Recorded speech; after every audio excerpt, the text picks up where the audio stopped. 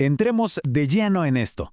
Hoy vamos a explorar un relato absolutamente fascinante conocido como La invasión del abismo. Y miren, lo verdaderamente cautivador de este material es que no estamos hablando de un tratado académico súper aburrido ni nada de eso, sino de una narrativa altísimamente dramática y llena de acción. Nos detalla un descenso épico hacia el inframundo. Es, literal, una operación de rescate a una escala cósmica que cuesta imaginar. La forma en que el texto construye esta invasión paso a paso nos invita a presenciar una de las mayores ofensivas tácticas jamás contadas. Ahora bien, para entender de verdad la magnitud de esta operación, primero tenemos que establecer qué estaba en juego. El relato describe el antiguo concepto del Hades de una forma bastante escalofriante. Lo llama una prisión de una sola vía. Se podía entrar, pero nadie salía. O sea, no era un simple lugar de descanso metafórico, era una bóveda de máxima seguridad ineludible para la humanidad. La regla inquebrantable en este universo es que la muerte es final y el cautiverio es absoluto. Entonces, para que esta historia tenga sentido, esa regla tan fundamental tiene que ser destrozada por completo. Parte 1. El descenso al abismo. El momento exacto en el que todo cambia no arranca con un gran estruendo en el cielo ni con una marcha militar masiva, sino con un último suspiro en una cruz. Pero el relato nos dice que ese espíritu no se desvanece.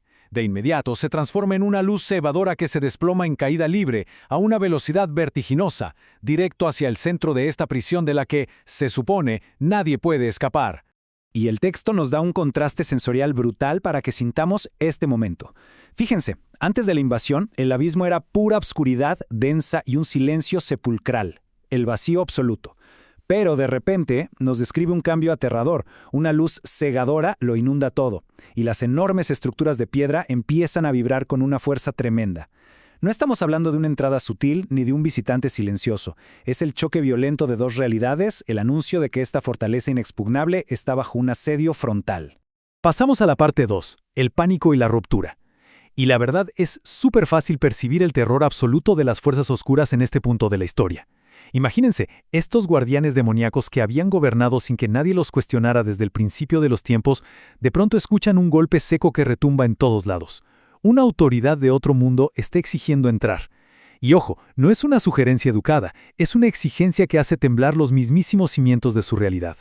Según el texto, el asalto es táctico, abrumador y sobre todo imparable.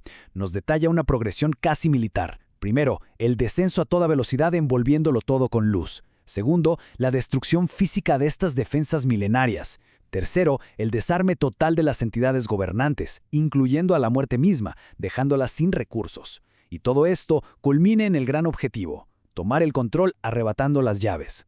Queda clarísimo que esto no fue una simple pelea caótica, sino una operación de altísima precisión. Y la facilidad con la que estas defensas son aniquiladas es impactante. Las pesadas puertas de bronce no es que solo se abren, el texto cuenta que se hacen pedazos en fracciones de segundo. Los tremendos cerrojos de hierro literalmente se derriten como si fueran cera. Y lo más loco de todo es que no necesitan un ariete ni fuerza física bruta. La pura autoridad de esta presencia entrante pulveriza barreras que llevaban enteras eras de tinieblas intactas, iluminando absolutamente todo al instante. Vamos al punto 3, el arrebato de las llaves. La confrontación central del relato nos pide visualizar un escenario verdaderamente épico.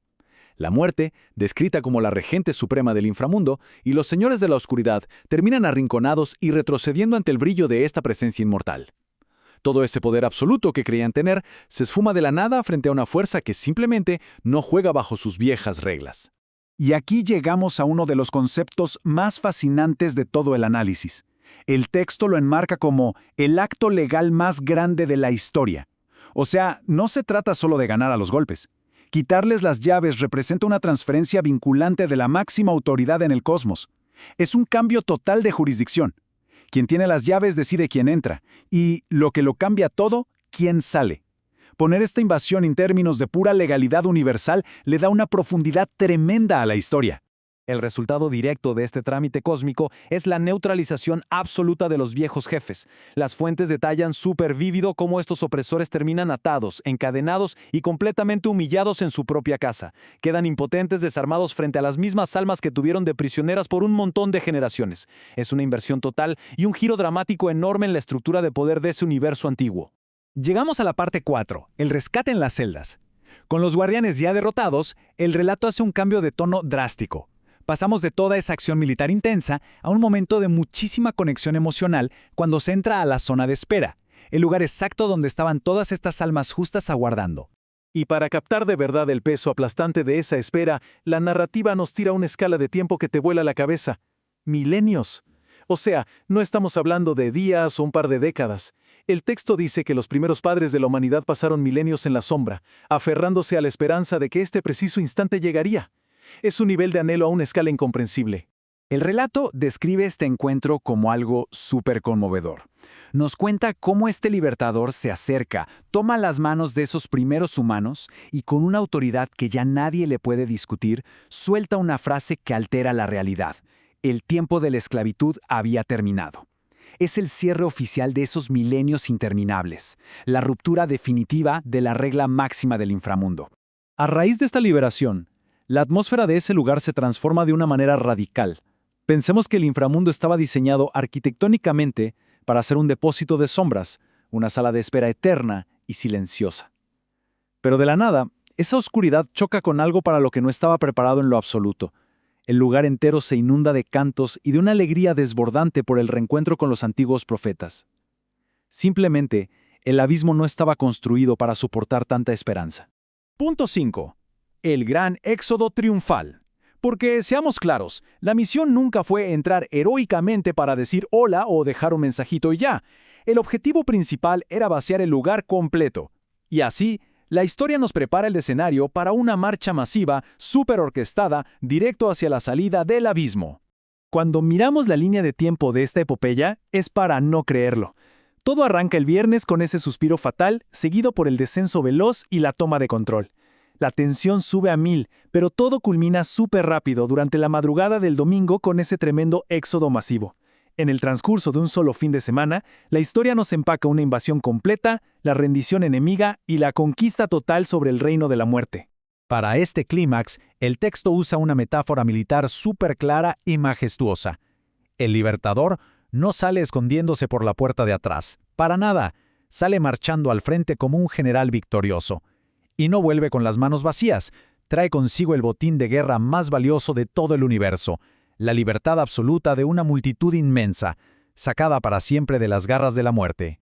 Y fíjense en esta ironía dramática que nos presenta el relato. Me parece brillante. Arriba, en la superficie de la Tierra, hay soldados superarmados montando guardia, cuidando una tumba de piedra a más no poder.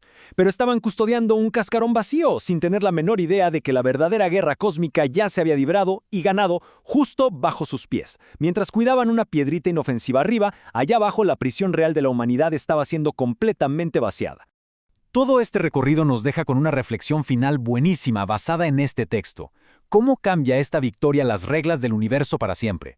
Piénsenlo, si una prisión de la que nadie podía escapar fue invadida con éxito y si las llaves del abismo cambiaron de dueño legalmente, las implicaciones son gigantescas. Redefine por completo cómo entendemos la vida, la muerte y quién tiene la autoridad allá afuera.